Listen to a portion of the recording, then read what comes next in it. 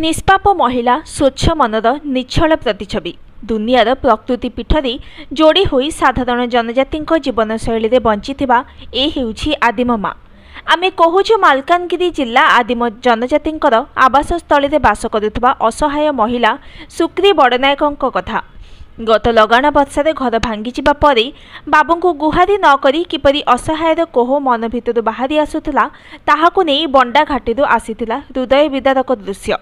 मार बसा छड़ाई नेला प्रकृति तांडव। बंडा घाटीर असहाय महिला बयस 70 वर्ष पाखापाखि आखिरे आखिए दुख असहायतार कोहरे भांगी पड़ुछि बुढ़ी माँ। कारण गोटे लगाण वर्षा भांगी देइछि बंडा बुढ़ी मार बसा। आमे कहूछु मालकानगिरी जिला खैरपुट ब्लॉक अंतर्गत बंडा घाटीर अंडराहाल पंचायत बेडबेल गाँवर बुढ़ी माँ सुक्री बड़नायक कथा। गत दिन में लगाण वर्षा भांगी जाइछि